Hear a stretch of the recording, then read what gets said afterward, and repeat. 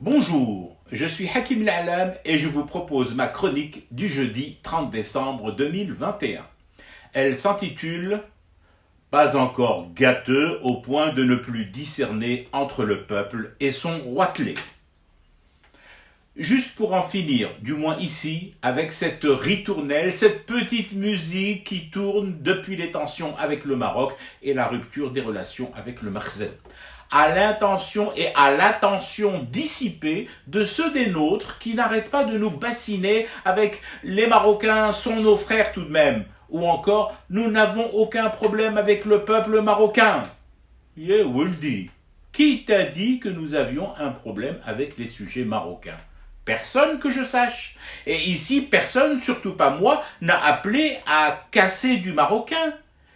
Il n'y a eu aucun dressage de bûcher en Algérie pour y cramer du marocain lambda. Les tensions diplomatiques les plus vives ne nous aveuglent pas au point de ne plus distinguer entre le peuple et son roi.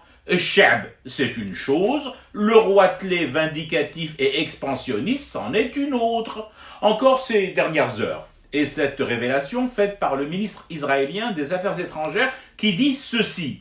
Le Maroc a acheté le programme Pegasus pour espionner l'Algérie. Je ferme les guillemets. Voilà, c'est dit, c'est carré, c'est clair comme de l'eau cachère un jour de Shabbat.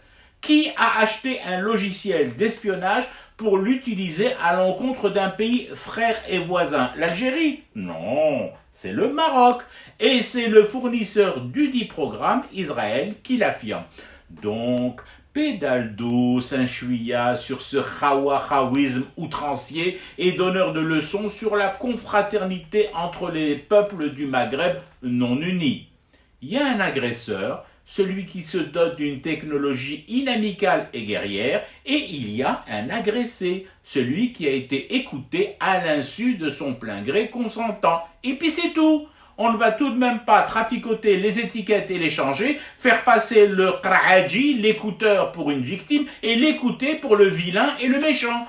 Libre aux adeptes locaux et frénétiques du khawahawisme d'inviter demain soir, par exemple, à leur table pour le réveillon du 31, tous les ressortissants marocains présents sur notre territoire, même ceux qu'ils font trimer comme des esclaves, parfois au prix de leur vie, pour leur refaire les plâtres et la déco dans leur maison, et d'animer ce moment convivial avec un karaoké spécial Khaled.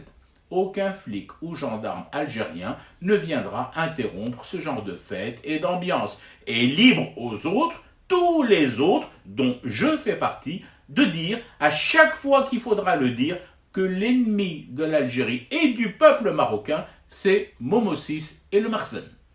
Je fume du thé et je reste éveillé. Le cauchemar continue. C'était Hakim L'Alam, je vous retrouve samedi pour une autre chronique et une autre façon de dire son amour à l'Algérie.